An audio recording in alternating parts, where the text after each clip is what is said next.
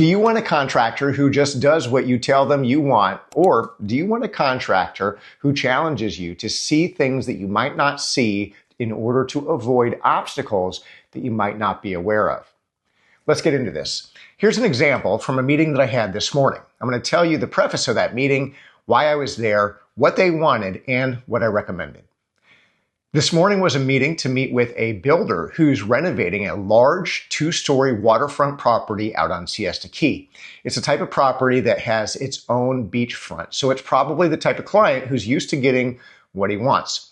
The builder knows this owner personally and is very invested in making sure that that homeowner gets exactly what they want. So much so that when I showed up there to quote for motorized screen systems, they said, "Don't quote us anything other than this specific thing."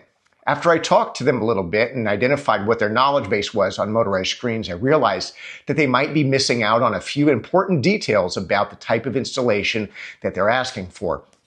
One of the most important details was related to the placement of the installation. The homeowner wants all of the motorized screens to be mounted on the outside face mount style. Meaning, from the inside, you can't see the metal and you can't see the tracks, and you only see it when it's in use. This is a really great installation method. However, the way that they wanted it mounted would make it impossible to mount it so that the hood and the track bar would be up and out of the way without enclosing the space more so than necessary.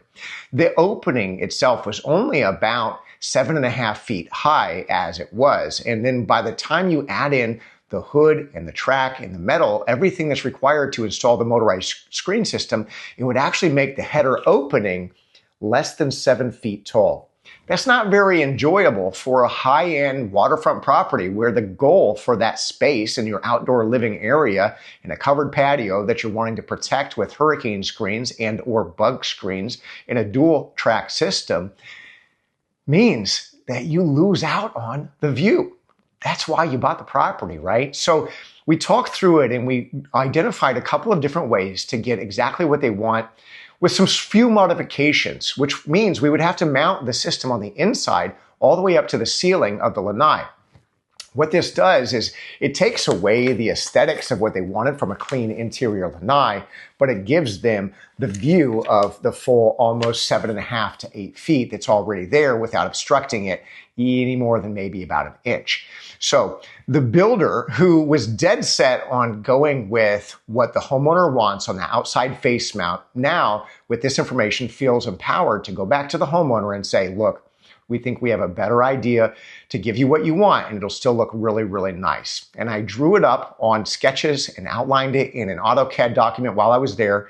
I was on site less than an hour and a half, but I saw the importance of this. This is a significant investment, so I didn't mind taking that extra time to actually draw it and sketch it so that they can visualize it and understand it from start to finish. And that's the difference between a company that's in there to just sell you and a company that's in there to do the right thing for you.